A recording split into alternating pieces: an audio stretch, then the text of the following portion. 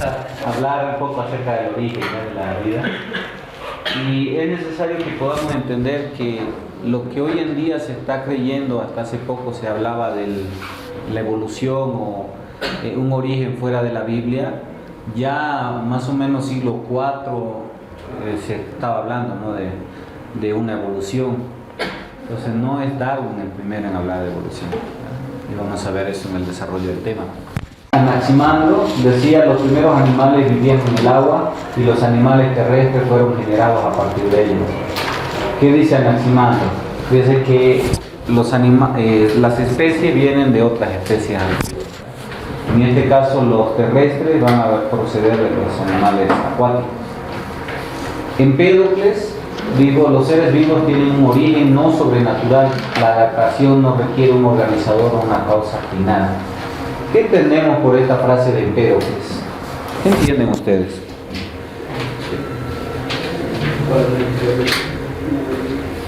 Es un origen no sobrenatural, ¿no? ¿Qué está queriendo decir allí? No es creación de Dios. Exacto, no hay algo divino, no hay algo extraordinario. ¿Y cómo se origina esta aparición de las especies de la vida? La adaptación, va a ser la clave. Entonces hay una adaptación de los organismos.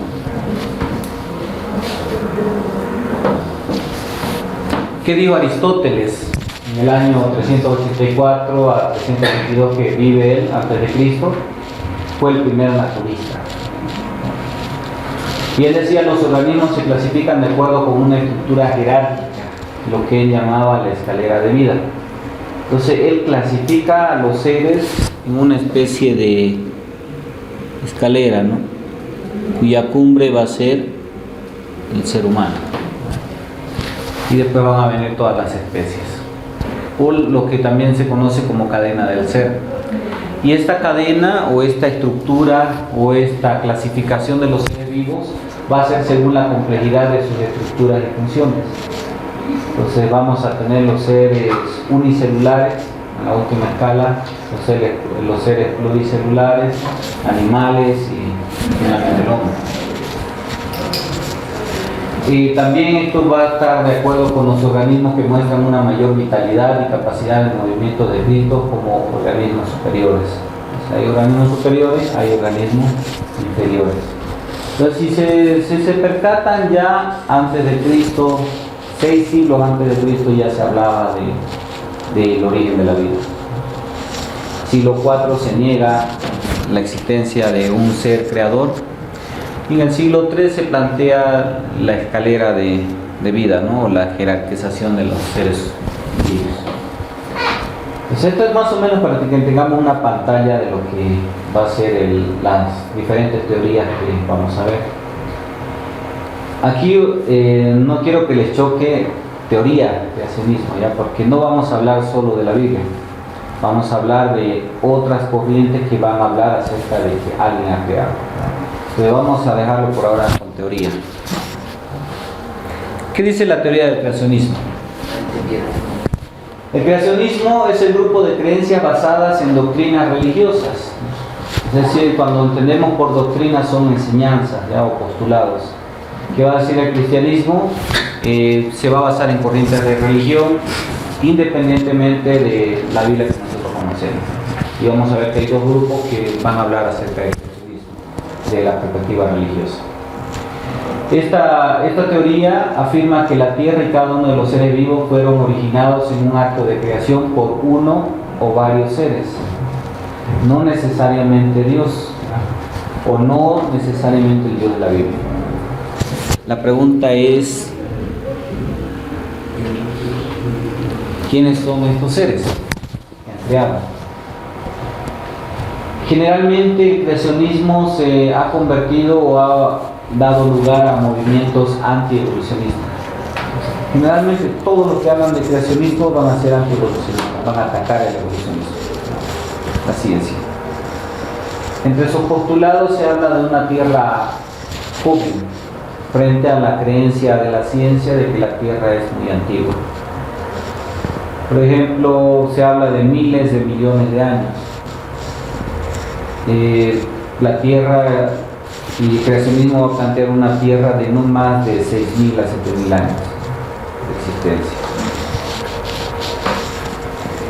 Entonces el creacionismo va a basar, el creacionismo bíblico va a basar su postulado en lo que son las escrituras, la Biblia, pero también está el creacionismo islámico, que se va a basar en el Corán. Y ya hay en internet para descargarse el atlas de la creación del Islam en PDF. Entonces es interesante cómo ellos hablan. Y hay uno de los suras que habla que Alá creó al ser humano a partir del agua. ¿Por qué? Porque el agua es la vida para ellos. Entonces nosotros desde la perspectiva bíblica hablamos de que Dios creó al ser humano a partir del polvo de la tierra.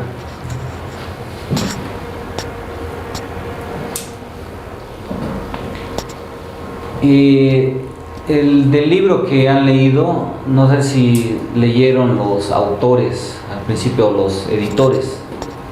Estaba el nombre de esta persona, Harrison, Amy Morris, si son 4 personas. Y luego los artículos dentro o los capítulos son una persona va haciendo algo, ¿no? ¿Quién era Harrison?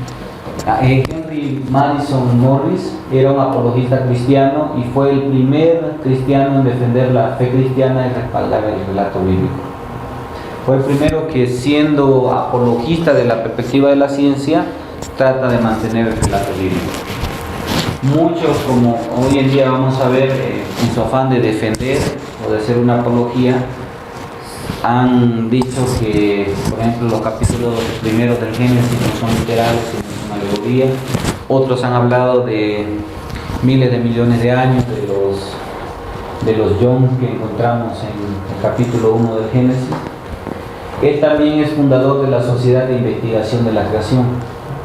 Entonces, es un instituto que se dedica a estudiar desde la perspectiva bíblica todo lo que tiene que ver con la creación. Dentro de la corriente del creacionismo se encuentra el diseño inteligente, o por sus siglas DI.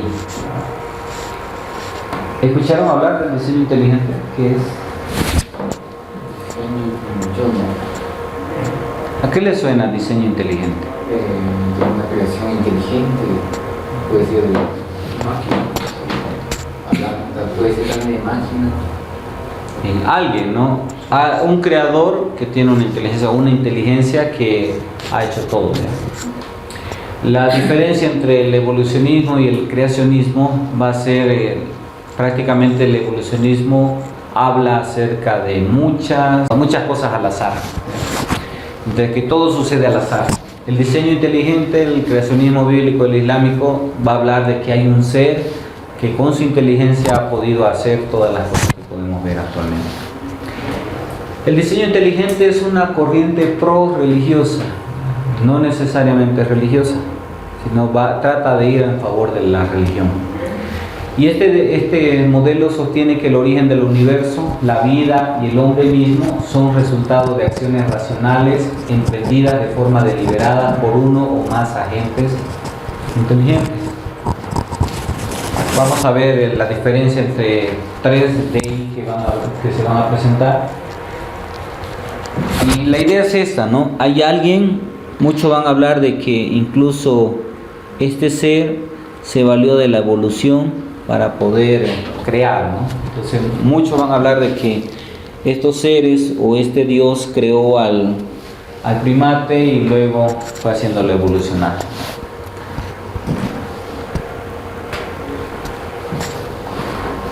El DI restringido o diseño inteligente restringido busca evidencia de diseño al compararla con el diseño humano. Entonces el restringido va a hacer sus comparaciones con las personas y va a tratar de ver los fósiles que se han encontrado hasta ahora. El DI general establece que todos los procesos naturales son inteligentemente diseñados.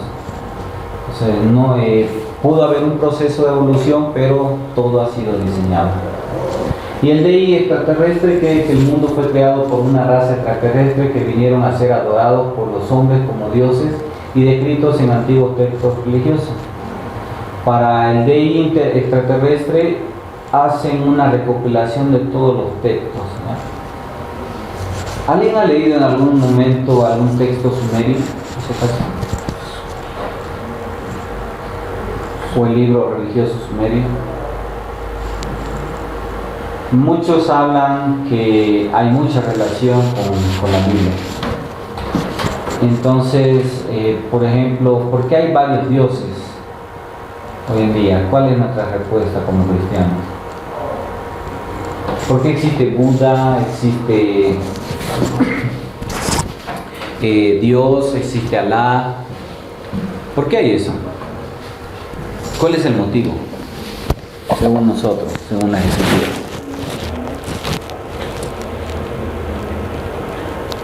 ¿O por qué hay personas adorando?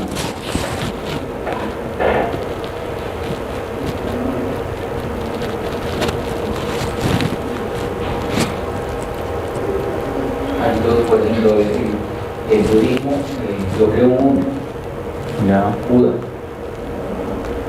Y hay otro que supuestamente una revelación que un ángel vino y de ahí nace. Por ejemplo, Y entonces, ¿por qué es que hay esto? ¿Qué es lo que está pasando? ¿Por qué hay personas adorando a estos dioses o ídolos? ¿Cuál es la razón según la Biblia o según ustedes como cristianos?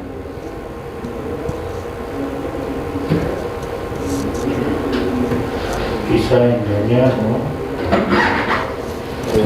O también para que se desvíen. Si vemos solamente la razón, siempre va a buscar a alguien superior, ¿no? Que esté a su favor, siempre va a ser eso. Todo va a buscar a alguien, alguien de forma social.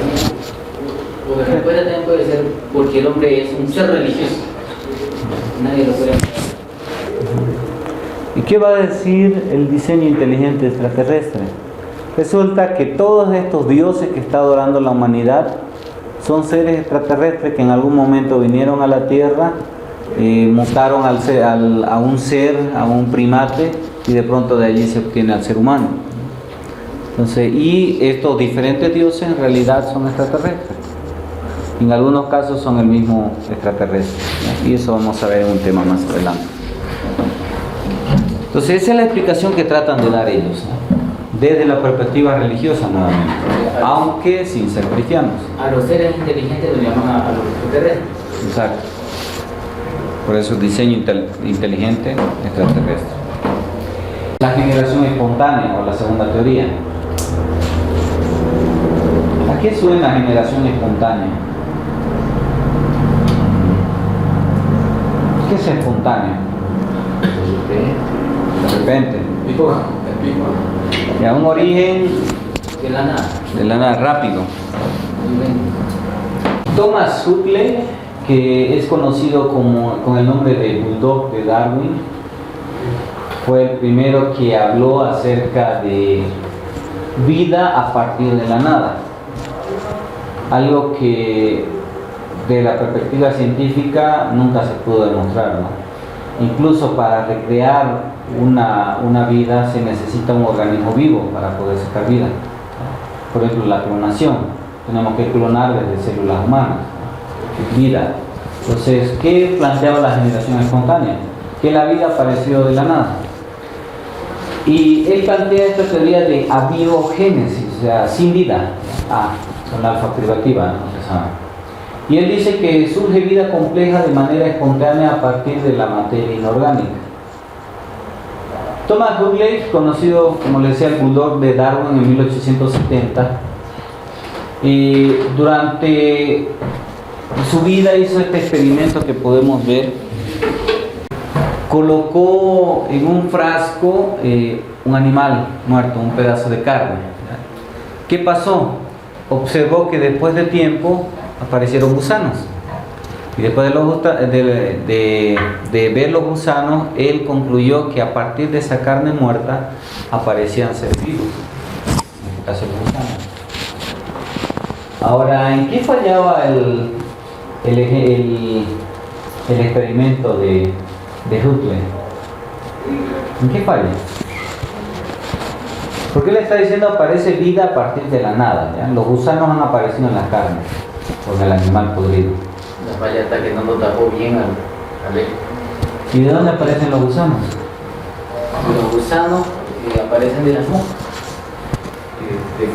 Hay varios tipos de moscas. Basta que le ponen unos huevitos encima, los gusanos se encargan de entrar.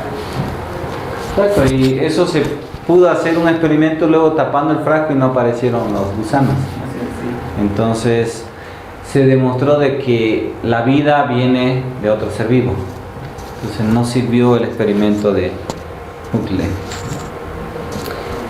Un dato curioso, en una disputa con un obispo, cuando él le decía que era un diablo prácticamente, le dice: prefiero ser un diablo y no un prepotente como usted, le dijo al obispo. Fue conocido como el bulldog de Darwin, un defensor. La tercera teoría, el origen cósmico de la vida, o lo que se conoce como panspermia.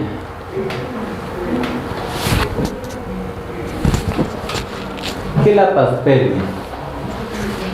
La panspermia plantea que la vida se ha generado en el espacio exterior y viaja de unos planetas y sistemas solares a otros a través del polvo de las estrellas. Entonces, ¿cómo se origina en la Tierra la vida? Supuestamente una de las teorías dice que desde Marte viajaron algunas partículas con organismos vivos, y en el momento en el que cruzan los asteroides y muchos otros, los cometas, allí es que vienen algunos seres microscópicos, y de allí se originó la vida en la Tierra. Hoy en día se habla mucho de que en Marte, posiblemente hace años, un tiempo muy largo atrás, había vida y había agua. Entonces, por eso es que se dice que desde Marte viene, o descendemos nosotros prácticamente. La panspermia en sí fue planteada en el siglo VI a.C. ya por Anaxágoras. Él hablaba de que el origen del ser humano es desde el espacio. Entonces, si nos ponemos a pensar, no había telescopios, no había muchas de las cosas que hoy hay, pero ya se estaba hablando del origen de la vida fuera de la Tierra. En el siglo XIX, prácticamente los análisis realizados a los meteoritos y hace un despertar en lo que es la panspermia. Al ver organismos unicelulares en meteoritos que han caído en la Tierra, muchos han dicho que así se ha originado la vida en la Tierra. Hay dos tipos de panspermia. La panspermia interestelar es el intercambio de formas de vida que se produce entre sistemas planetarios. La segunda es la panspermia interplanetaria, es el intercambio de formas de vida que se produce entre planetas pertenecientes al mismo sistema planetario. Entonces, cuando hablamos de la panspermia interestelar, es fuera, ¿no?, de un planeta, de una galaxia a otra galaxia. Y la interplanetaria es de planeta a planeta.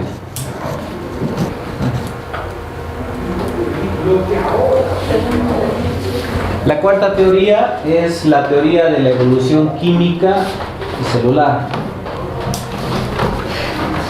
Quisiera escuchar de lo que han podido leer antes de entrar a Darwin después, y lo que han podido ver en la lectura.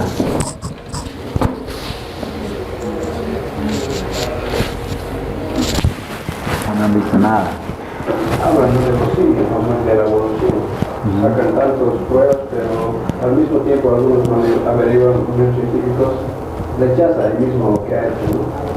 Porque cada vez que averiguaban faltaba una partícula, un eslabón y eslabón, y cada vez que faltas, él decía, tenemos la cabeza, tenemos el cuerpo, pero los demás nunca encontraron.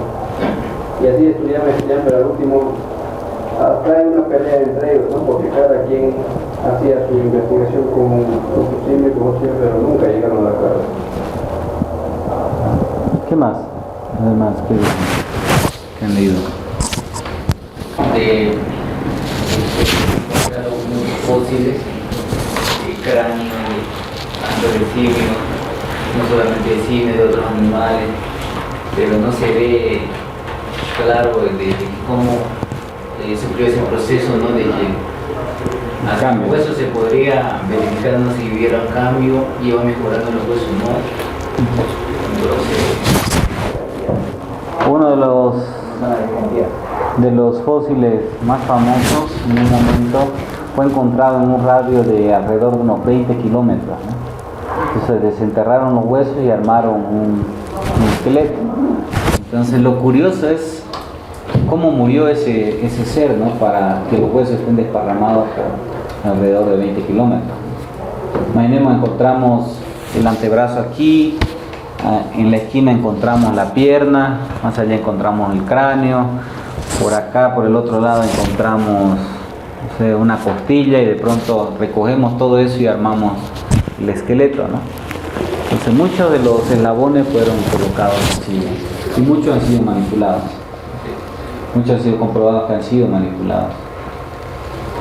Entonces, prácticamente hablamos de teoría porque ninguna de estas cosas que hablan acerca del origen de la vida ha podido demostrarlo. La misma ciencia nos dice que lo nuestro es teoría porque no puede ser comprobado, ¿no? No podemos comprobar que Dios creó el universo o creó al ser humano, pero la misma ciencia tampoco puede demostrar. Incluso el origen o la teoría del Big Bang, ¿ya? ¿Cómo podemos estar seguros que en verdad explosionó un átomo y de allí originó todo? ¿Cómo podemos cerciorarnos de eso? Entonces nuevamente es cuestión de fe en ambos aspectos, ¿no? Tanto en la ciencia como en la religión. La única diferencia es el objeto de nuestra fe. Pero los postulados científicos en sí, a pesar que hacían que el hombre evolucionado, ellos creían que alguien hizo, indirectamente saben que alguien hizo esto.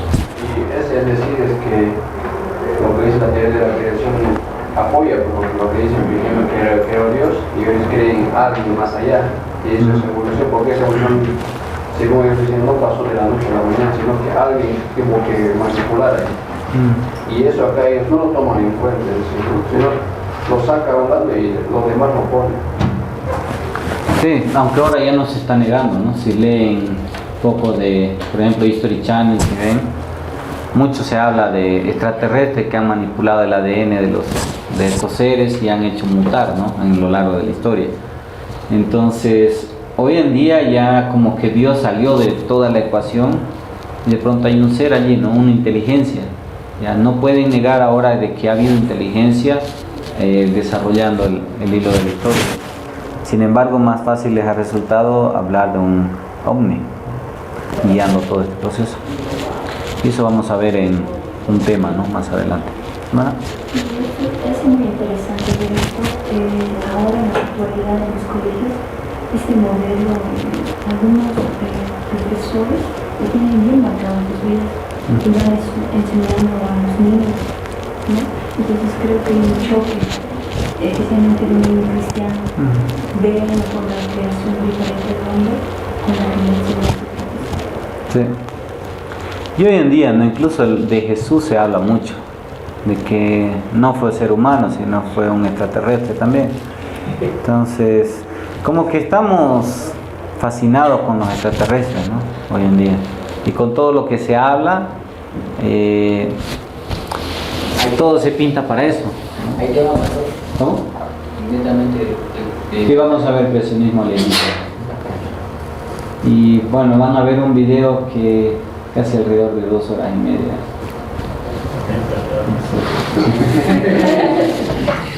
Es la historia de todo eso.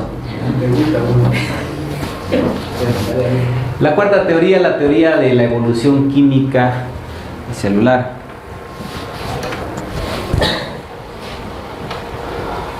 La evolución química y celular habla de el nacimiento de la materia inerte, que más o menos a lo que era la panspermia, ¿recuerdan? Algo vino desde el espacio y con las condiciones propias de la Tierra, esto llevó a una evolución. La evolución química y celular habla de una materia inerte que de pronto hubieron cambios climáticos en la Tierra por algunas condiciones muy distintas, y de pronto esto llevó a 3 tipos de evoluciones. La primera, la evolución química; la segunda, la evolución prebiótica; y la evolución biológica. Química es por compuesto, no lo que estábamos viendo anteriormente. La prebiótica es a partir de vida, ¿ya? Vida después de vida. Y la biológica es lo que vamos a ver a continuación. Alexander Oparin, en 1924, él era bioquímico ruso y él habló de una evolución a partir de un comportamiento de condiciones físico-químicas que reinaban en la Tierra hace más de 3.000 a 4.000 millones de años, y esto originó el surgimiento de la vida. La quinta teoría es la teoría de la evolución, porque es prácticamente el libro que estaban leyendo. Les recomiendo que lo lean todo el libro, ¿no? Después cuando tengan tiempito. ¿No? ¿Cómo? Y eso es lo bueno, porque generalmente no manejamos eso. ¿Alguien se recuerda las leyes de Mendel, por ejemplo, del colegio? ¿Qué pasaría si le invitan a debatir acerca del origen de la vida y le salen con las leyes de Mendel? Y le dice, a ver, explíquenme esto. A ver, usted, pastor. Y algo en televisión nacional, ¿no? Exacto, necesitamos. Entonces, es complejo a veces entender, pero necesitamos leer. Y necesitamos leer un poco más de estos libros, porque generalmente estamos acostumbrados a libros de teología, ¿no? Vivimos en una época donde ya no solamente basta con hablarles de Biblia a los jóvenes, porque ellos con su celular y toda la información y la tecnología, ya ellos están hablando otro idioma, ¿no? Están hablando otras cosas. Y es el caso de esto. Y no sé si han tenido la oportunidad de hablar con un joven que piensa de que Jesús es un extraterrestre. Ellos han armado una teología tan rara y desde esa perspectiva parece tan lógica y cuerda de que Jesucristo era un extraterrestre, y allí cobra sentido todas las diferentes religiones que hay. Y la pregunta es, ¿cómo defendemos la fe frente a un joven cristiano que está creyendo eso? A veces el pastor ni se entera de que hay personas creyendo esas cosas.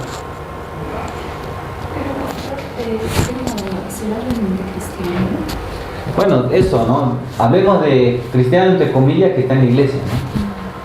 Porque sabemos, ¿no?, que un cristiano no va a cambiar su fe, un verdadero cristiano. Pero ahí tiene que ver, pastor, la preparación del pastor, porque el pastor tiene en realidad su función es saber todo, ¿no? Si no sabe así, mayormente la iglesia de la escuela dominical, todas las Biblias, jamás ha hecho de homosexualidad, nunca van a dar. No tienen sus planes, jamás un proyecto, porque he visto todos los planes de la iglesia, todo es evangelismo, eso, pero jamás han hecho, tenemos que informar de esto. Ni a los niños de la religión nunca han hecho todos los proyectos misioneros, evangélicos, pero nunca han hecho planes de esas cosas. Y en el mejor de los casos, ¿no?, Biblia, a veces es entretener. Entonces muchas iglesias entretienen a los niños. Y en algunos casos ya hemos sacado la Biblia, ¿no? Hablamos solo de familia a veces y parece una charla psicológica en algunos casos. No es malo hablar de familia, necesitamos también hablar, porque es un tema importante, ¿ya? Y necesitamos hablar de todo prácticamente. ¿Por qué? Porque se nos va a meter, ¿no?, el homosexualismo en la iglesia, querramos o no querramos. ¿Qué vamos a hacer cuando vengan dos personas, pastor, queremos casarnos? ¿Qué harán ustedes si estuvieran de pastor?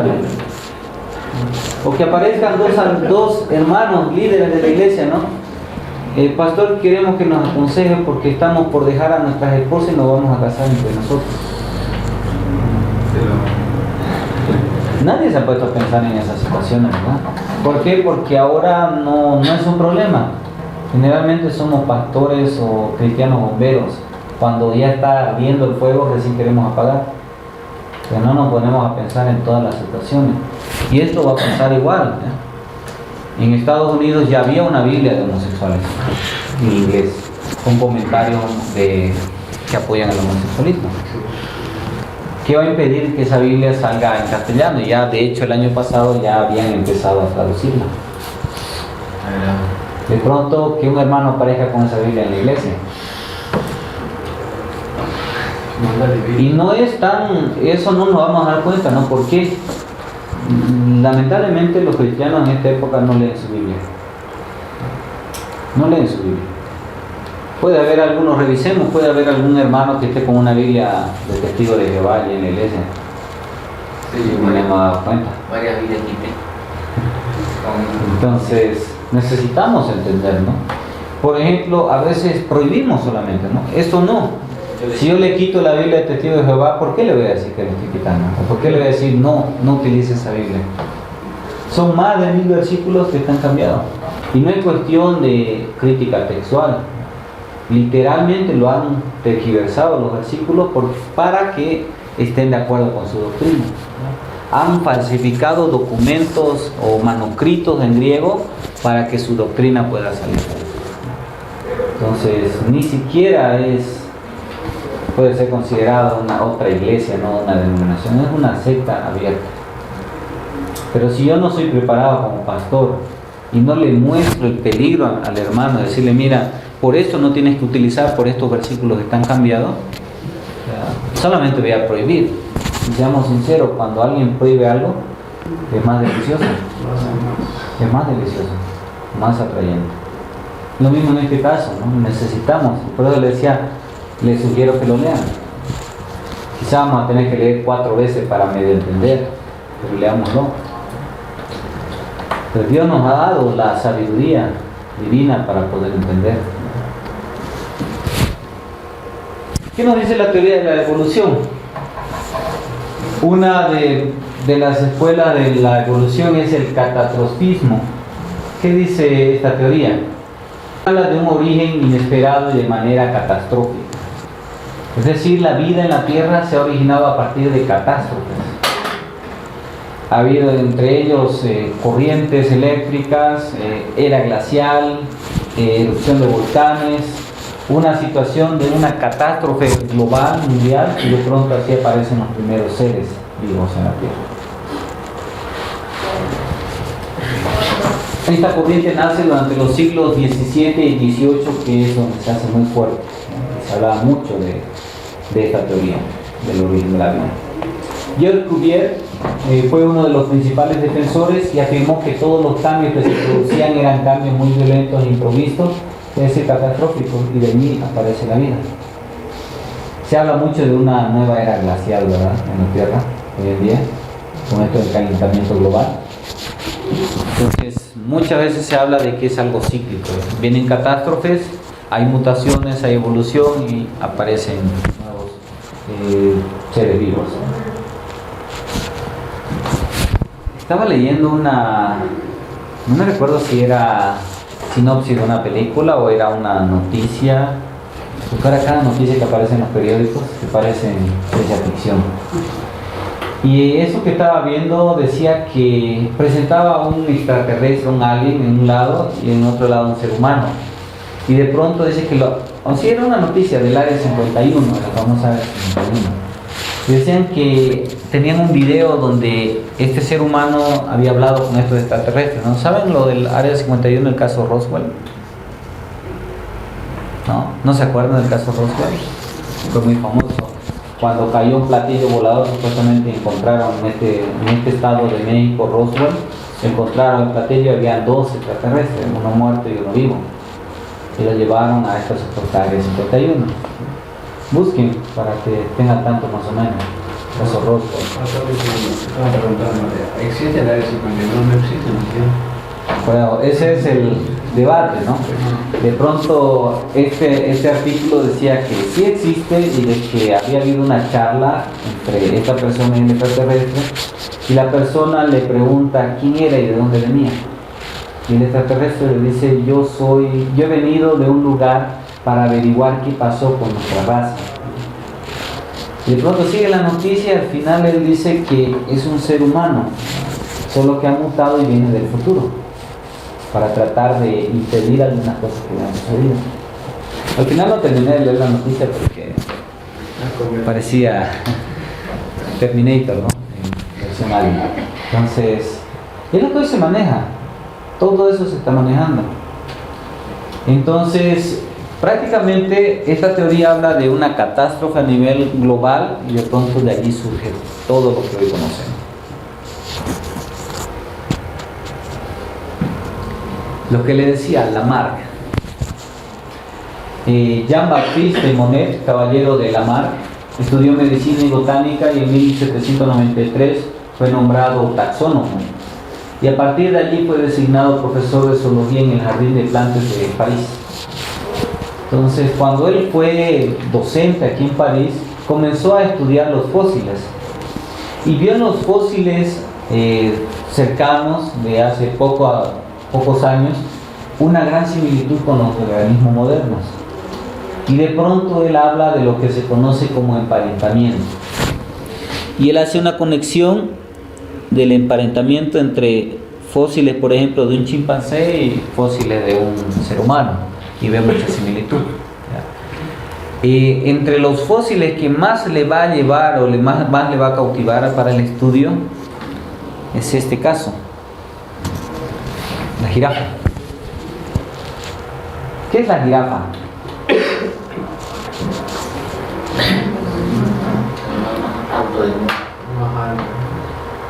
¿Qué va a decir Lamarck? Es un caballo. Pero es un caballo que por la necesidad tuvo que mutar, evolucionar y de pronto tener un cuello muy largo. ¿Por qué? Él pensaba lo siguiente, hablando de evolución biológica, lo que quedábamos en el punto anterior. Lamarck decía que los individuos cambian físicamente durante su vida para adaptarse al medio que habitan. Por ejemplo, ¿alguna vez se han preguntado cómo es que una persona puede vivir en África en un grado de 40, 45, 50 grados centígrados? Y aquí nosotros 25 ya estamos por morir. ¿Por qué? ¿Por qué una persona de África puede vivir allá? Tiene la piel misma. Y leí un reporte que el hombre es un ser adaptable. Exacto, hay una adaptación. ¿Para qué? ¿Para qué se adapta el hombre? Para sobrevivir. ¿Qué pasa si de pronto, no sé, alguien se muda a una piscina a vivir o a un lago?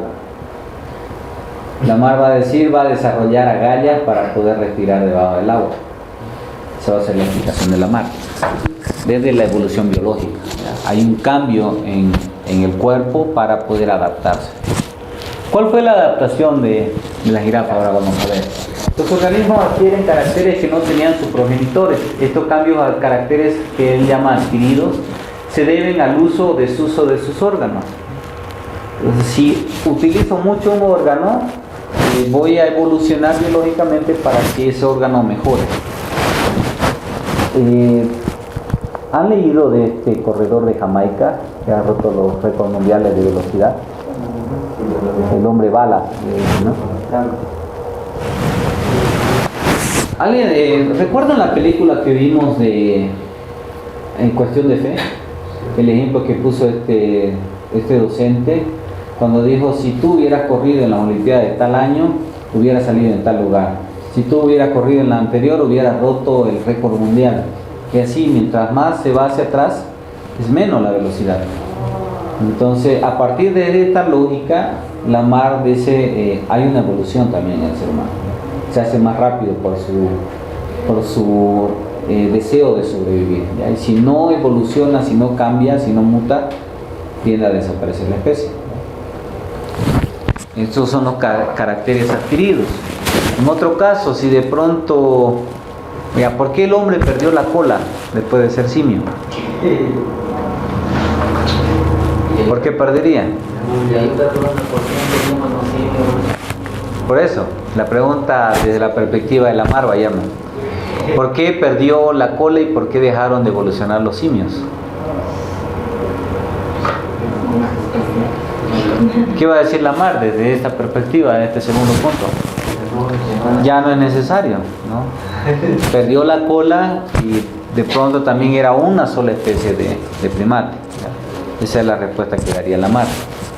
Sabemos, ¿no?, que no es lógica, pero es la respuesta. Los caracteres adquiridos se transmiten por herencia biológica a sus descendientes también. Hace mucho tiempo atrás se hablaba del experimento, ¿no? Si le corto una oreja, si me corto una oreja y tengo un hijo y a mi hijo le corto la oreja, él tiene otro hijo y le corto la oreja también, y así seguimos, al final va a llegar un momento en el que mi hijo saldría sin una oreja.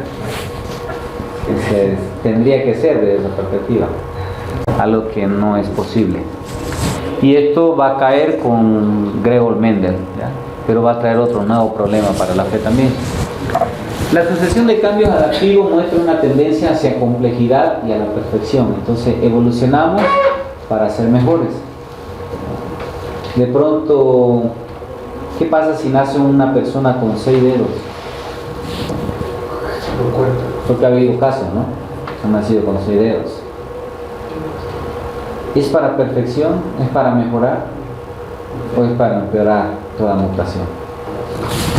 De la perspectiva científica, toda mutación es para empeorar, no es para mejorar. El caso de la jirafa. Resulta que un caballito que no aparece aquí en la foto comía pasto. De pronto se acabó el pasto en un momento determinado, ¿verdad? Del lugar. Esto es lo que dice la mar. De pronto en su necesidad comenzó a comer arbustos, ¿verdad? De plantas. Se acabó los arbustos, ya por las catástrofes y todo lo demás que se habla del catastrofismo.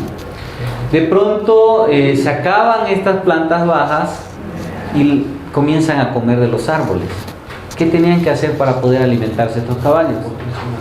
Levantar el pescuezo para comenzar a comer, hasta que de pronto, de tanto pasar esto en miles de millones de años, aparece la primera jirafa, ¿no? Entonces él dice, hay eslabones, o deberían haber eslabones con un caballito con un cuello más largo, ¿no? Y así para que podamos formar también el eslabón. Algo que nunca se demostró. Solo son hipótesis. Solo hipótesis. Que aún desde la lógica no tendría mucha razón, ¿no?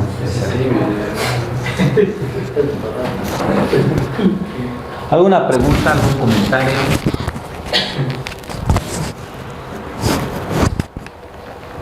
¿Parte? ¿Alguna piedra que quieran lanzar? Hablando de fósiles, de cómo es que los animales se han fosilizado. ¿Qué es lo que sucedió? Bueno, supuestamente hablan de un transcurso de miles de millones de años, ¿no? Para los fósiles, la explicación de los fósiles. Y por eso han quedado enterrados, ¿ya? Porque, por ejemplo, una de las ciudades, bíblicas, que están debajo, o por ejemplo algunos de los templos egipcios, ¿por qué tienen que excavar para encontrar las ciudades? Movimiento de tierra, erosiones, catástrofes, y de pronto pasan los años y van quedando debajo, ¿ya? Lo mismo algunas ciudades bíblicas. ¿Alguien ha ido a Torotoro alguna vez? No sé caso. ¿Han ido con un guía cuando les llevó a recorrer?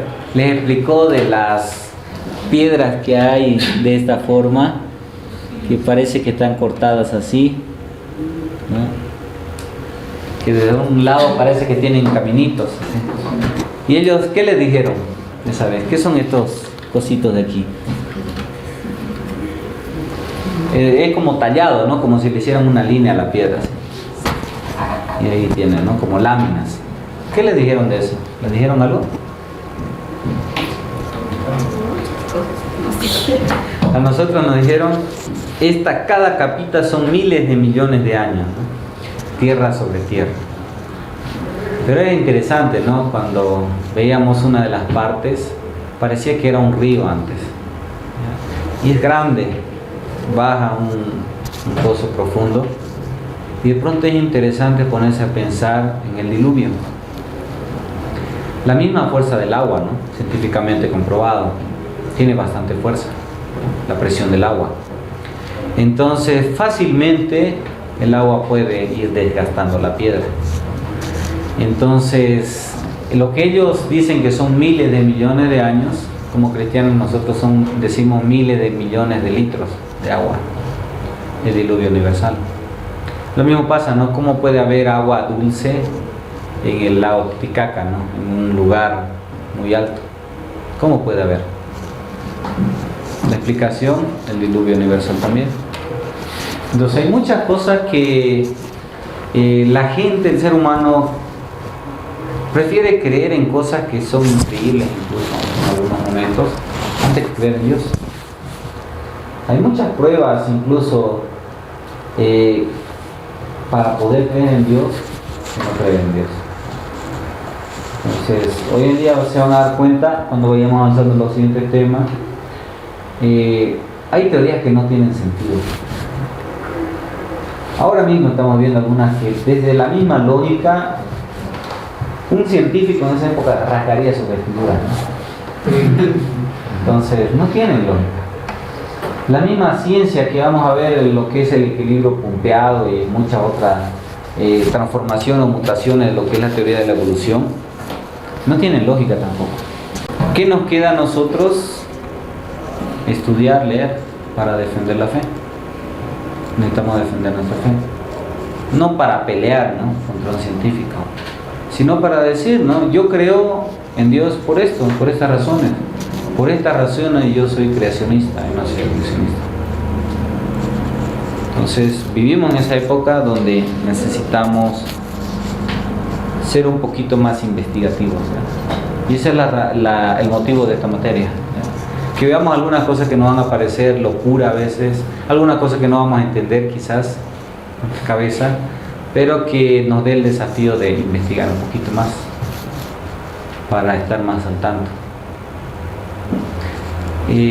No sé si sabían, por ejemplo, que no es de la materia más de teología, que hace años atrás se hizo un estudio en una universidad, un instituto que no era cristiano, y demostró que la homosexualidad no es fruto del famoso cromosoma extra que dicen o que decían antes que el homosexual nacía. Muchos decían se nace homosexual porque hay una alteración en los cromosomas. Estos estudiosos incrédulos demostraron que no es así, que no hay el cromosoma extra, que es la misma estructura de una persona normal. ¿Qué conclusión nos deja eso? Que el homosexual no nace, se hace, sencillamente. ¿Y dónde encontramos la explicación para que alguien sea homosexual? El pecado original. Todos somos homosexuales en potencia. Todos. Por el pecado. ¿Cuándo es cada? ¿Ya? Entonces cada uno decide, ¿no? Es lo mismo. Somos asesinos en potencia también. Entonces, ¿qué es lo que nos diferencia? ¿O qué es lo que nos priva de hacerlo? La decisión propia, no la voluntad propia. Yo puedo hacer un acto homosexual, ¿no?, por voluntad propia. No puedo decir no soy homosexual.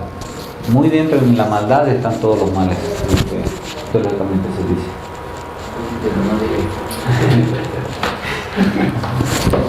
Entonces, a veces no podemos defendernos.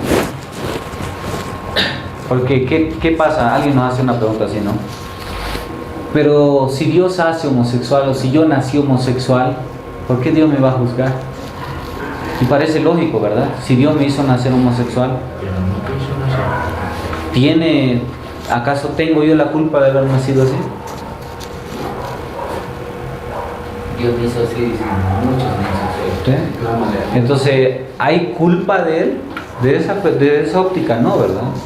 Pero si él se hace homosexual, si él toma la opción, la decisión de hacerse homosexual, él tiene la responsabilidad. Entonces, si investigamos un poquito más allá de lo que es la ciencia, vamos a ver que hay herramientas para defender la fe. El nombre que más suena ha sido el de Darwin, ¿no? Charles Darwin.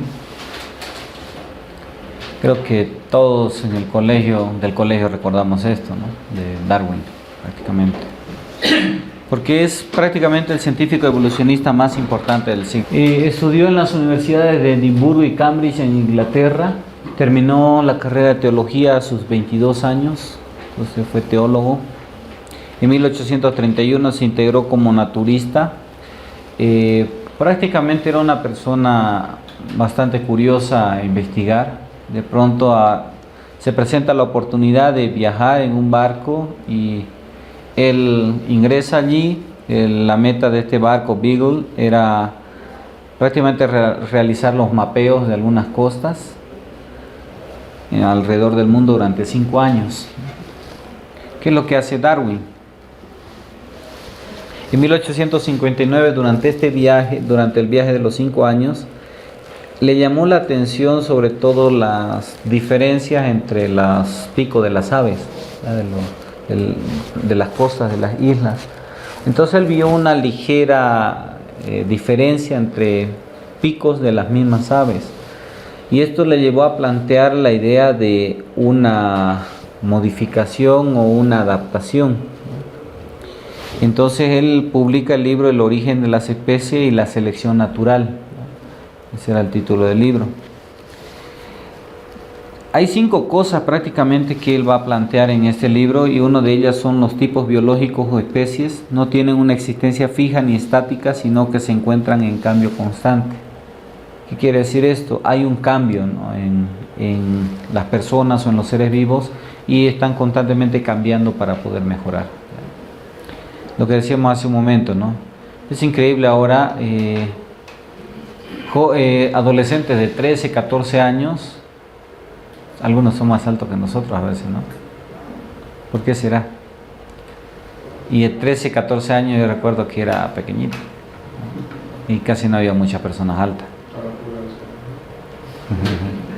Puros químicos, ¿no? Pero muchas veces se habla o se piensa de que es la mutación, ¿no?, o la selección natural.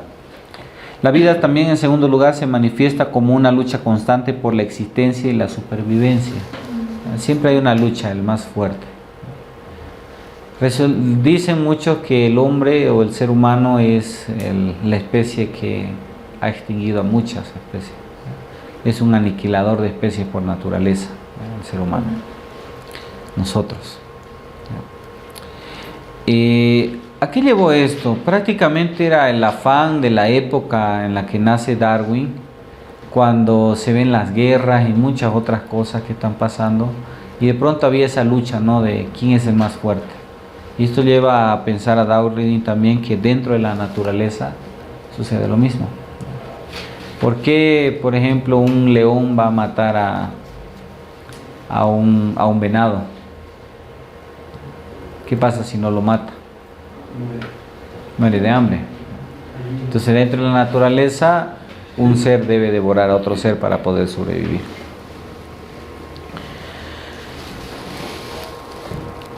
En tercer lugar, la lucha por la supervivencia provoca que los organismos que menos se adaptan a un medio natural específico desaparezcan y permite que los mejores adaptados se reproduzcan.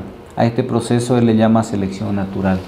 Entonces, la misma naturaleza selecciona a ciertos organismos, ciertos seres para que sigan viviendo. ¿Por qué se extinguieron los dinosaurios?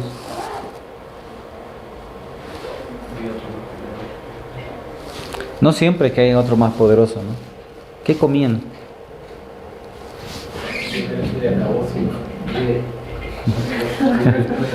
Su fuente de alimento, ¿no? No había. Entonces tiende a desaparecer. Eso también impacta mucho en Darwin, lo que está pasando en esta época, posguerra. ¿Qué pasa cuando termina la guerra? ¿Qué es lo que va a escasear? Alimento. Hoy en día, por ejemplo, ¿por qué no hay tanta comida? ¿O por qué la comida está tan cara hoy en día? ¿Qué es lo que está pasando en el mundo?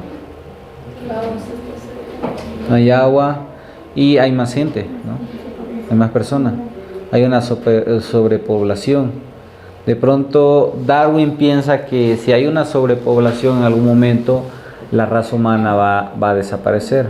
No necesariamente porque deje de existir o porque muera de hambre, sino que van a empezar a pelear por la comida y van a empezar a matarse entre ellos.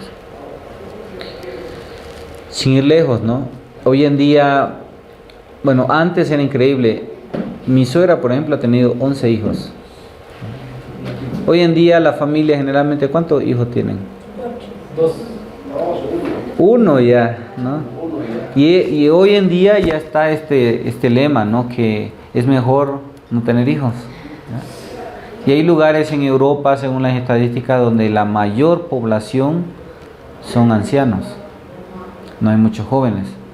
Si no, pongámonos que no, digamos, ya no vamos a tener hijos o vamos a tener uno. ¿A qué va a llevar esto en algún momento? Sabiendo que vamos a morir en algún momento nosotros. La extinción. Entonces, eso es lo que plantea Darwin también, ¿no? Dentro para la misma raza humana. En algún momento la raza humana desaparecerá. En cuarto lugar, la selección natural, el desarrollo y la evolución requieren de un enorme periodo de tiempo, tan largo que en una vida humana no se pueden apreciar estos fenómenos. Entonces, miles de millones de años. Entonces, la respuesta que hacían hace un momento, ¿por qué los monos no siguen evolucionando? Hacen falta miles de millones de años y no vamos a poder verlo. En quinto lugar, las variaciones genéticas que producen el incremento de probabilidades de supervivencia son azarosas y no son provocadas ni por Dios, como pensaban los religiosos, ni por la tendencia de los organismos a buscar la perfección, como proponía Lamarck, sino es algo natural. Es algo que la misma naturaleza va a exigir. Y son al azar, ¿ya? Es decir, pueden pasar y no pueden pasar. Ese es el resumen prácticamente del origen de las especies. Les recomiendo el libro, no me recuerdo si está, pero se los voy a pasar. Darwin no mató a Dios.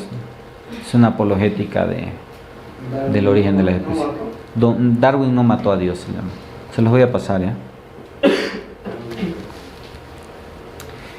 El otro personaje, desde el ámbito religioso, Gregor Mendel, un monje.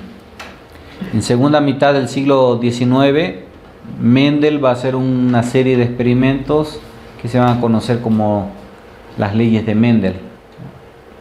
Estos experimentos muestran los principios básicos que rigen la transmisión de caracteres hereditarios. Por ejemplo, ¿por qué a veces el hijo sale o parecido al papá o parecido a la mamá? Los genes. En los genes está en la herencia. Eso lo sabemos ahora. Antes no se sabía. Entonces, una puerta para esto fueron los experimentos de Gregor Mendel. Para realizar sus experimentos eligió un guisante de color llamado Piscium sativum, que vulgarmente es la arveja, ¿no? Más o menos. Lo que nosotros conocemos como arveja. Las arvejitas. Entonces, con arvejitas él va a hacer sus experimentos. ¿En qué consistía el experimento? Lo que vemos aquí. Él seleccionó arvejas o estos guisantes de dos colores, ¿ya? Amarillas y verdes. Entonces él comenzó a cruzarla. Y al cruzar, él va a observar de qué color van a salir los descendientes de estos guisantes. Por ejemplo, si tenemos verde y amarillo, ¿qué esperaríamos que salga? ¿Qué color? Verde amarillento. O verde con manchitas amarillas, ¿no? Entonces, él va a descubrir algo al hacer este experimento, ¿ya? Y a eso le va a llamar la primera ley de Mendel. Él estudia la transmisión de un único carácter entre la generación parental y sus descendientes, es decir, entre estos y estos. ¿Qué relación hay? Y eso le va a llamar él el grado parental. Él fecundó dos líneas puras de semilla, en un caso amarilla con verde, y obtuvo todas las semillas amarillas y el color verde desapareció de los herederos, ¿ya?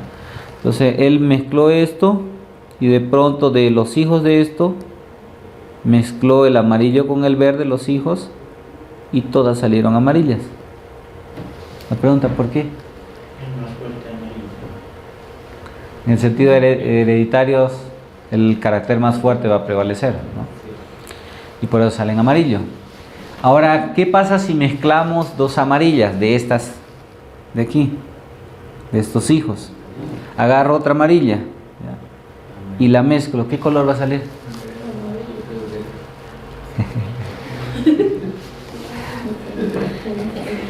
Y eso responde él con la segunda ley, ¿ya? Dejó que se produjera autofecundación de los híbridos de la primera ley, es decir, los hijos, ¿no? Los hijitos. En la segunda generación filial, de 4 semillas, 3 eran amarillas y una verde. ¿Cómo pudo salir de 2 amarillas, una verde? El gen hereditario estaba dentro de las amarillas y se hace presente en la siguiente generación. Entonces el carácter que él llama recesivo, es decir, este color verde, volvió a aparecer en la segunda generación.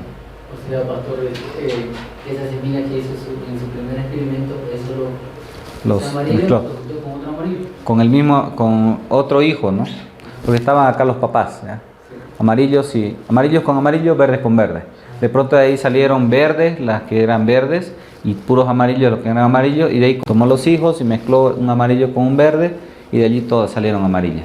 De ahí de esos 4, imaginemos que salieron 4 amarillas, tomó 2, las mezcló y salieron 3 amarillas y una verde. Y lo que pasa, dicen, ¿no? Uno de los hijos va a salir o parecido al papá o a la mamá, dependiendo del carácter más fuerte, y luego el tercero o cuarto hijo va a salir ya un poquito parecido al otro progenitor. Eso llama carácter recesivo, ¿ya? Porque desapareció, pero estaba presente todavía. Tercera ley. Cruzó 2 líneas puras de guisantes para 2 caracteres con semillas de color amarillo y otras semillas rugosas, que eran los que ya estaban mezclados, de color verde. El resultado fue una primera generación filial que tenían semillas amarillas, puras amarillas, no sean. Después obtuvo una segunda generación filial. De cada 16 semillas, 9 eran amarillas lisas, 3 amarillas rugosas, 3 verdes lisas y una verde rugosa. Es decir, hizo una mezcla con todos los que tenía y comenzaron a salir de diferentes colores, ¿no? Cuando habla de rugosas o lisas, la lisa es la que es pura y la rugosa es la que tiene el carácter verde nuevamente dentro. ¿Qué pasa si mezclo rugosa con rugosa? Me va a salir la segunda ley, ¿no? ¿Recuerdan? 3 amarillas y una verde. Y es lo que tenemos aquí explicado en esta tablita. Y esa es la famosa ley de la herencia genética.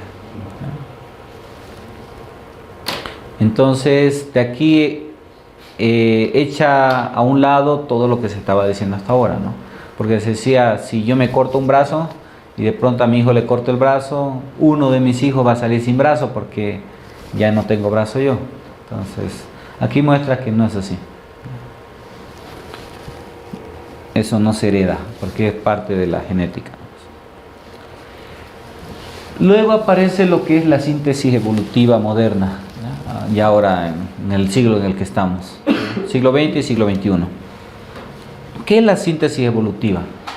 Resulta que ¿cuál es el problema de la evolución o del problema planteado por Darwin? ¿Qué es lo que no se ha podido demostrar? Lo que preguntaban hace un momento, ¿no? ¿Por qué los simios no siguen evolucionando?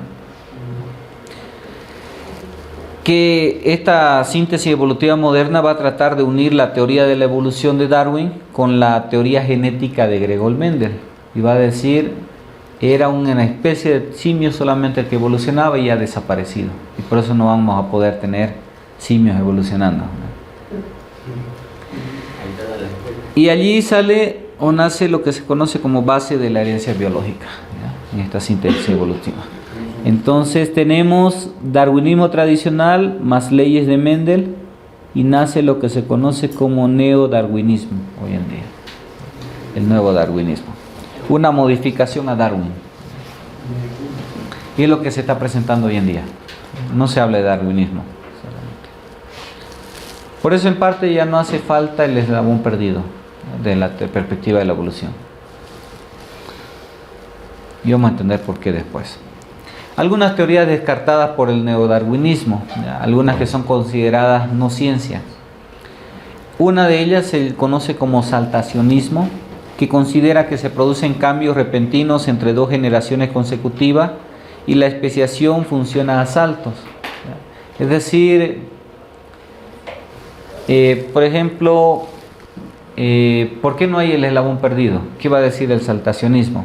No hace falta porque de pronto ha mutado tan diferente que ha saltado ese intermedio, ¿ya?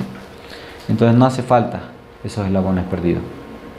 De pronto en mi familia no hay descendientes negro y mi hijo sale negro. ¿Por qué salió negro?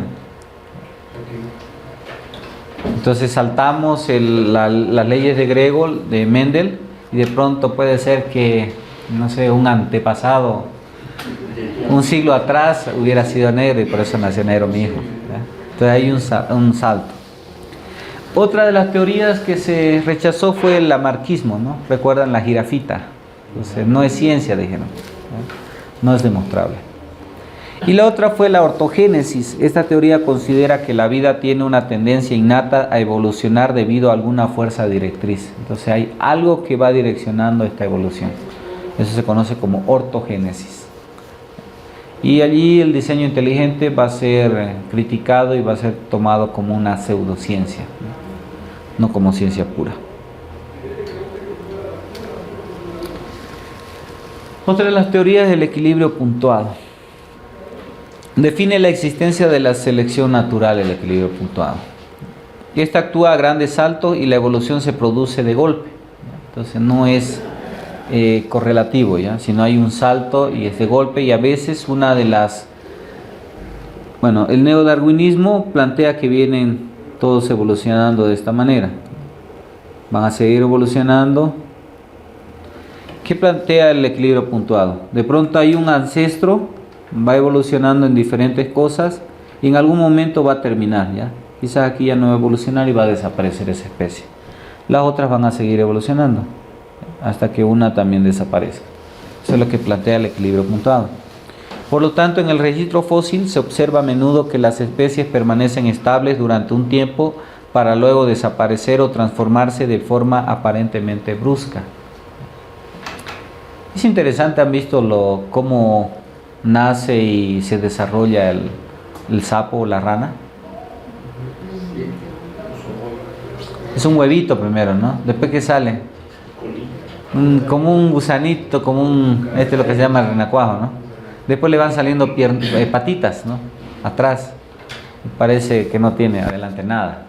Después le van saliendo las patas y va creciendo y va como una especie de mutación, ¿no? Entonces, de pronto lo mismo pudo haber pasado, lo que dice el equilibrio puntuado, con alguna de las especies, ¿no? Y hubo un salto también, pero ha seguido una secuencia, ¿ya? Y finalmente desaparecen porque se estanca. Entonces ya no hay necesidad que sigan evolucionando porque ya está el ser humano. ¿Qué va a aparecer después? Ya no va a salir otra oreja, otro brazo, y va a desaparecer nuestra especie, ¿no? Y van a aparecer puro con 3 brazos. Entonces ahora vamos a hacer un análisis de lo que se conoce como evolución teísta. ¿Qué es la evolución teísta? Es decir, viene de Dios, ¿no? Cuando decimos evolución es Dios, es el agente que produjo la evolución, ¿ya? Creó a 2 simios al principio, ¿ya? Al simio Adán y a la simia Eva. Y de pronto comenzó durante los periodos de los iones en Génesis, que eran periodos largos de años, y de pronto de allí él va mejorando la creación a través de las mutaciones, ¿ya? Y de la evolución. Eso es evolución teísta. La fórmula ateísta sin Dios de la evolución es la siguiente: evolución es igual a materia más factores evolutivos, casualidad, necesidad, mutación, selección, aislamiento, muerte y periodos de tiempos muy largos. Eso es lo que plantea la evolución sin Dios. ¿Cuál es la visión evolución teísta? Simplemente se añade a Dios, ¿ya? ¿En qué consiste? La evolución teísta es igual a materia más factores evolutivos, que son casualidad, necesidad, mutación, selección, aislamiento, muerte, más periodos de tiempo muy largos, más Dios. ¿Cuál es la diferencia entre la evolución ateísta y la evolución teísta?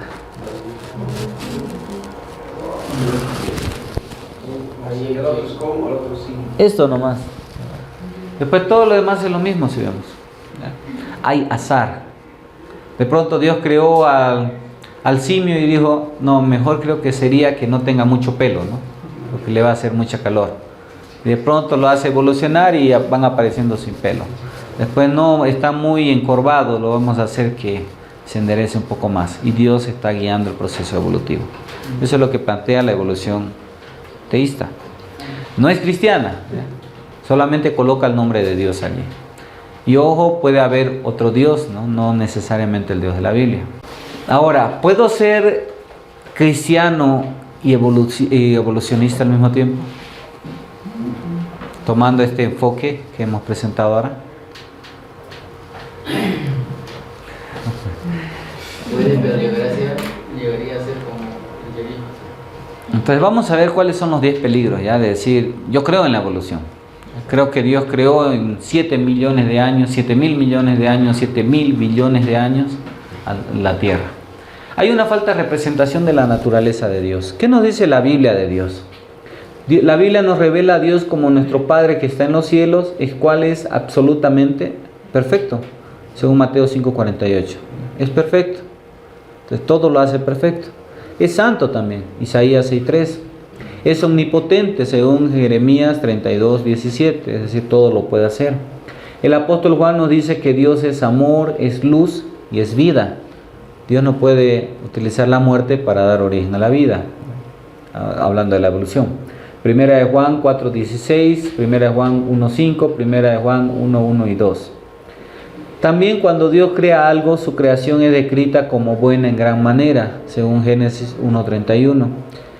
Y en hebreo, este versículo cuando dice, terminó de crear Dios y vio todo lo que había creado y aquí era bueno en gran manera, en hebreo hay un juego de palabras, que quiere decir bueno, ¿no? Es el juego de palabras. No existe en castellano, no queda interesante, no queda bien decir, eres un estudiante bueno, ¿no? No suena, ¿no? Entonces es algo más allá que bueno, ¿ya? Más allá que perfecto incluso. Entonces lo que está diciendo allí era muy perfecto. Y también dice Deuteronomio 32:4, Dios crea todo perfecto. Entonces si yo acepto la evolución teísta, estoy diciendo que Dios no hizo perfecto todo y que tuvo que ir cambiando en su creación, ¿ya? A lo largo del tiempo. En segundo lugar, Dios se convierte en el Dios de los vacíos. ¿Qué no puede explicar la ciencia? Hablando del Big Bang. ¿De dónde apareció el átomo, no? Que hizo explosión. ¿Qué va a decir la evolución teísta? Dios colocó el átomo, ¿no? Solución al problema. ¿Dónde está el eslabón perdido en la evolución? No, Dios lo hizo mutar a ese animal directamente y por eso no hay el eslabón. La Biblia dice que Dios es la causa primera de todas las cosas. Para nosotros, sin embargo, solo hay un Dios, el Padre, del cual proceden todas las cosas, y un Señor Jesucristo, por medio del cual son todas las cosas, y nosotros por medio de él. 1 Corintios 8:6. Entonces, lo que para el evolucionismo teísta es un Dios de lo vacío, el Dios simplemente que se enmarca en responder aquello que la ciencia no puede responder, se nos convierte en un Dios de vacío, ¿ya? En un Dios más pequeño. Simplemente está allí porque lo necesitamos, ¿no? Para la ecuación. En tercer lugar, hay una negación de las enseñanzas fundamentales de la Biblia. La Biblia en todo momento nos dice que es una fuente de conocimiento inspirada por Dios. Si de pronto yo digo que para ser teísta, debo decir que el Génesis no es literal. ¿Por qué? Me plantea 6 días, ¿ya? Literales, 7 días literales, de 24 horas. O días literales, porque nos dice, ¿no? Una clave allí dice, y fue la tarde y la mañana del primer día. Entonces no puede decir, y fue la tarde y la mañana del primer milenio, ¿ya? No suena, no es correcto.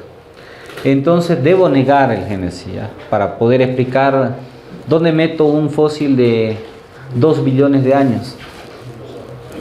¿Dónde lo meto? Entonces debo decir, no, es que Génesis era un cuento, una fábula que nos colocó Moisés para que pudiéramos entender más o menos cómo se originó todo. Entonces negamos esto, lo que nos dice 2 Timoteo 3:16. Siendo el Antiguo Testamento una rampa que nos llega al Nuevo Testamento. Entonces, si no tenemos Antiguo Testamento, no puedo entender el Nuevo Testamento. Por ejemplo, ¿por qué vino Jesús si no tengo el Antiguo Testamento? ¿Para qué vino a morir en la cruz? ¿A qué vino a salvarnos? ¿De qué? Si no hay Génesis. Así es un cuento nomás eso de Adán y Eva. Se decae nuestra fe. ¿Ya? Es como un carril de aceleración que nos incorpora a la autopista. Juan 5:39 nos dice que recordemos que las escrituras a las que se refiere Jesucristo en este pasaje son el Antiguo Testamento, ya que el Antiguo Testamento no estaba escrito todavía. ¿Ya? Hablando del pasaje de 2 Timoteo, toda la escritura es inspirada por Dios. La historia bíblica de la creación no debería ser entendida como un mito, como una parábola o como una alegoría, sino como una crónica histórica. Hoy en día el mismo Papa ha dicho que Adán y Eva eran un cuento nomás, que no existieron. Entonces no hay fe ya. Si Adán y Eva no existieron, ¿para qué vino Jesús? ¿Qué hacemos nosotros aquí estudiando? Estamos perdiendo el tiempo. En cuarto lugar, hay una pérdida del camino para encontrar a Dios también. La Biblia describe al hombre como completamente engañado por el pecado después de la caída de Adán. Si se me cae Génesis 3, entonces no existió Adán. Entonces Romanos tampoco me sirve, ¿ya? Es una fábula. Solo aquellas personas que se dan cuenta de que son pecadoras y de que están perdidas buscarán al Salvador, quien vino a buscar y a salvar lo que se había perdido, según Lucas 19:10. Entonces necesito de Génesis, que sea literal, para mantener la fe. Si yo negocio, digo ya, los primeros 3 capítulos de Génesis, porque son con los que tenemos problemas, son cuentitos nomás, se cae toda la fe. Porque no existe Satanás, no hay necesidad de que alguien muera por el ser humano, no hay esperanza tampoco porque Cristo no hubiera venido tampoco, no hay resurrección de los muertos y de pronto no hay religión tampoco. En quinto lugar, la encarnación de Dios también se debilita. La encarnación de Dios a través de su Hijo Jesucristo es una de las enseñanzas básicas de la Biblia, porque la Biblia dice que aquel verbo fue hecho carne y habitó entre nosotros, Juan 1:14. Cristo Jesús fue hecho semejante a los hombres, Filipenses 2:5-7, que nos habla de que se humilló, así mismo se despojó de su gloria, se vació. Entonces, si no hubo pecado original, tampoco había falta de una encarnación, porque no habría sentido que Jesús muriera. Entonces Jesús se convierte en alguien loco que vino a morir por una causa que no necesitaba. Estoy haciéndolo así a Jesús. En sexto lugar, la base bíblica, que es el trabajo de Jesús por nuestra salvación, se convierte también en un mito. La Biblia enseña que la caída del primer hombre en el pecado fue un hecho real y que esto fue la causa directa de pecado en el mundo. Como dice Romanos 5:12, así como el pecado entró en el mundo por un hombre y por el pecado la muerte, y así la muerte pasó a todos los hombres por cuanto todos pecaron. Entonces, ese hombre es Adán. Si Adán fue un cuento, no hay necesidad también, ¿no? No hace nada Jesús, ya. Solo murió y hasta allí fue. No hay necesidad. Hay una pérdida también de la cronología bíblica. No recuerdo ahora el nombre de la persona, el monje que hizo el estudio de la crónica de la Biblia, y fechó más o menos alrededor de 7.000 años, 5.000 años, la época de la tierra. De pronto hubo alguien que estudió y demostró que no era cierto. Pero debemos entender que, por un lugar, la Biblia, su propósito no es mostrarnos cuántos años tiene la tierra. Pero no podemos hablar de miles de billones de años, sino de miles de años, ¿ya? Entonces no hay un número exacto, pero sí son miles de años. Científicamente también, cada año la luna absorbe cierta cantidad de polvo, ¿ya?, del espacio. Si de pronto el universo tuviera miles de millones de años, imagínense qué grosor sería el polvo que hubiera en la luna. ¿Cuánto polvo tendría que haber allí? Y de pronto los análisis muestran que no son más de miles de años, ¿ya?, haciendo un retroceso por la cantidad que se gana cada año. Entonces, según Génesis 1:1, todo comenzó con un final, con un inicio en la historia, y terminará el mundo físico, el tiempo físico, según Mateo 24:14. La duración total de los días de la creación. ¿Alguien tiene Biblia para leer Éxodo 20:11, por favor?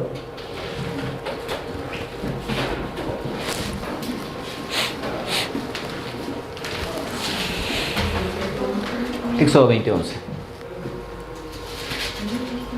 Porque en 6 días hizo Jehová los cielos y la tierra, el mar y todas las cosas que en ellos hay, y reposó en el séptimo día. Por tanto, Jehová bendijo el día de reposo y lo santificó. No solamente en Génesis nos dice que Dios creó en 6 días. Éxodo también lo plantea. Y está hablando de días literales. Entonces, de pronto tengo que negar Éxodo también. Y voy a ir negando también Salmos, que es una representación, un resumen de prácticamente todas las escrituras. Y de allí voy a tener que ir negando más pasajes, ¿ya? Y voy a quedar con la tapa de la Biblia simplemente, ¿ya? La edad del universo podemos estimarla basándonos en la genealogía registrada en la Biblia, lo que le decía hace un momento, aunque no podemos ver el tiempo exacto, ¿ya? Pero sí vemos miles de años y no billones. Gálatas 4:4 señala el acontecimiento más importante de la historia del mundo. Pero cuando vino el cumplimiento del tiempo, Dios envió a su Hijo, y esta venida del Hijo es aproximadamente hace unos 2000 años, y el regreso de Cristo en gloria y poder es el mayor acontecimiento esperado para el futuro. Entonces no habría razón para una segunda venida de Cristo si la Biblia fuera mentira, si Génesis fuera mentira también. En octavo, hay una pérdida de conceptos básicos sobre la creación. Sabemos que Dios creó la materia sin usar ningún material, de allí el hecho de la palabra bará, ¿no? Que es crear de la nada, ex nihilo, ¿no? Entonces, es Bereshit Barak, empieza, ¿no? De la nada, ¿ya? Dios creó de la nada. Dios creó primero la tierra, también nos dice, si vemos los días de la creación. Y en el 4º día recién creó la luna y el sistema solar. Algo que no sería lógico desde la perspectiva de la ciencia, ¿no? ¿Cómo puede crear la tierra y luego crear todo el universo? La Biblia no los dice. Este orden de creación entra en conflicto con la idea de la evolución cósmica. Es decir, que primero tuvo que estar el universo, luego hubieron explosiones y crearon los planetas. Como la teoría del Big Bang, ¿no? En noveno, hay una tergiversación de la realidad también. La Biblia lleva el sello de la verdad y todas sus declaraciones son autorizadas, tanto si versan sobre la fe y la salvación, la vida cotidiana o sobre temas de importancia científica. La Biblia es la palabra de Dios. Muchas veces lo que nos equivocamos somos nosotros al momento de interpretar.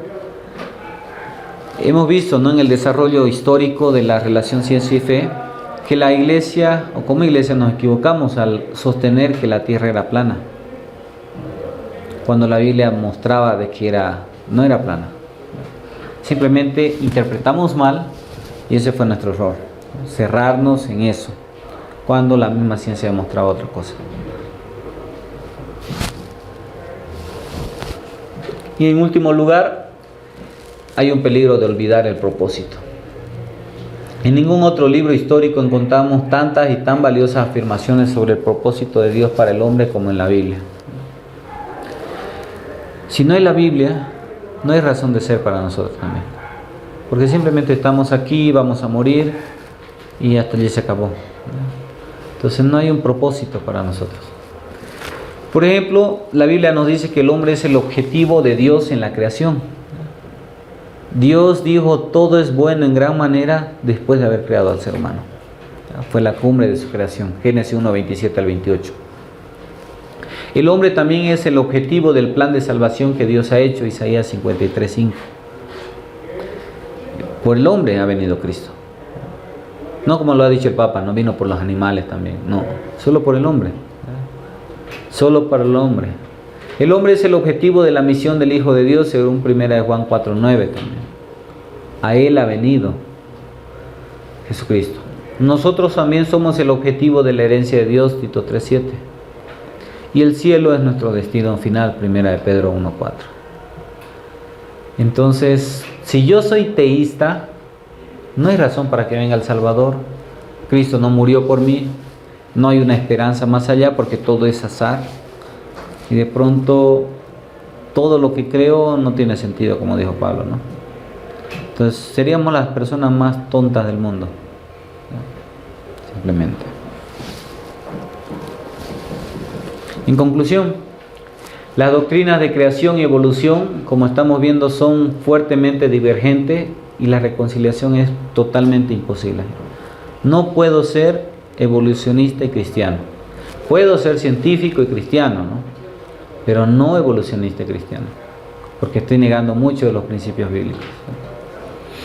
Los que creen en la evolución teísta intentan integrar las dos doctrinas. Sin embargo, esa fusión reduce el mensaje de la Biblia a un mensaje muy insignificante. Es un cuentito nomás para niños, como, no sé si conocen fábulas de Esopo. Así terminaría nuestra Biblia. La conclusión, por lo tanto, es inevitable, ¿ya? No hay ninguna base en la Biblia para sostener la evolución teísta. No hay base bíblica. No puedo ser teísta, evolucionista teísta. La Biblia niega la evolución, prácticamente. El mismo hecho, ¿no? ¿De dónde vienen todas las razas? Que se pregunta. Hay una sola raza, la raza humana. Y se explica esto en la Torre de Babel. ¿Recuerdan? De allí se esparcen todos. Todos venimos de una sola mujer o de una sola pareja. Entonces, si de pronto esto es mentira, todos somos diferentes finalmente. ¿Alguna pregunta? ¿Algún comentario? ¿Alguna queja? ¿El tema? Lo que me preguntaba, estaba viendo también, estaba resumiendo y mi hermano me dijo, ¿qué estoy haciendo? Y me empecé a contar y él me empieza a explicar y yo le dije, no es así, ya escucharon, pero yo también puedo ser tu maestro. Pero llegué a la conclusión, o sea, él piensa que todas las cosas que antes del Génesis había los dinosaurios, había esos simios, todas esas características, cosa que ha habido Dios ha destrozado, entonces, porque si no los dinosaurios nos hubieran comido. Y después de eso ya apareció el Génesis, y ahí es donde sale Eva y toda la historia. Me ha puesto a pensar, no sé, si algún día un niño me pregunta y me dice, o sea, cuando Dios creó a Adán y Eva, también ha creado a los animales, o sea, a los dinosaurios en ese tiempo. No sé qué diría. Sí, o ¿qué hacemos con un fósil de miles de billones de años? ¿Dónde lo ponemos en la historia? Entonces, vale la pena investigar, ¿no? Investiguen la datación del carbono 14. Lean si afecta el clima y las situaciones del ambiente para datar. ¿Han escuchado hablar de la prueba del carbono 14? ¿Qué es? Supuestamente estamos formados por carbono también en nuestro cuerpo, ¿ya? Y conforme pasa el tiempo vamos perdiendo cierta cantidad de carbono. Entonces se fecha viendo qué cantidad tenemos de carbono y eso vamos haciendo un retroceso y decimos tanto carbono ha perdido, hacemos una ecuación y decimos tantos años tiene esta persona. Si ven, científicamente también alguien llevó unos huesos, hay un relato de esto, alguien llevó unos huesos de un animal y de pronto lo dataron de miles de millones de años y resulta que era el perro de la persona que lo llevó, ¿ya? Y entonces estaba enterrado en su jardín y de pronto las situaciones que habían pasado, el medio ambiente había afectado y había hecho que pierda carbono más rápido, ¿ya? Entonces lean un poquito de esto de la datación del carbono 14, ¿ya? Para poder entender allí y decir que no siempre la ciencia es exacta también, a veces se puede equivocar. Pero sí necesitamos responder, ¿no? O entender. A veces queda fácil, ¿no? Y solucionado. Antes del Génesis hubieron los dinosaurios. Y eso es lo que muchas veces se plantea. O lo que se conoce como la teoría de la brecha, ¿no? Entre Génesis 1.1 y 1.2 estuvieron los dinosaurios, todo lo demás. De pronto Satanás es arrojado del cielo y destruye todo y Dios tiene que volver a crear nuevamente. Y solucionamos todos los inconvenientes, ¿no?, que tenemos. Pero ¿en qué caemos allí? Negamos el Génesis, ¿no?, de manera literal. Cuando al leer todo Génesis del 1 al 3, vemos que Génesis 1.1 es el resumen de todos los 2 capítulos primero. Entonces simplemente hay un detalle a continuación, ¿no? Pero hay otro que dicen también sobre eso precisamente, sobre la creación de los ángeles, porque ellos no fueron creados en el Génesis, fueron creados más antes y Satanás ya hace tiempo había sido arrojado a qué tierra cayó si en el Génesis decimos crear la tierra. Sí, debemos entender, ¿no? ¿Satanás tiene acceso a Dios hoy en día? Hablando teológicamente. Tiene. Según Job, ¿no? Dios llama para tomarle cuentas a Satanás. ¿Cuándo va a ser expulsado totalmente de los cielos Satanás?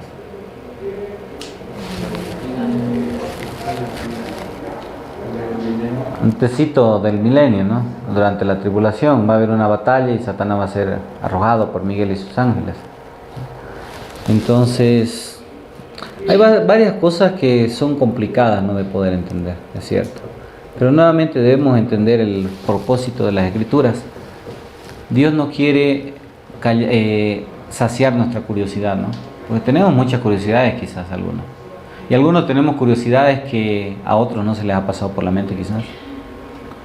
Pero Dios no quiere saciar esa curiosidad. El propósito es mostrarme que mandó a su Hijo por amor para rescatarnos, ¿no? Ese es el propósito de las Escrituras. Entonces de pronto algún día estaremos con Dios y entenderemos todas las cosas que no podemos entender ahora y que Dios ha decidido mantener en secreto, ¿no?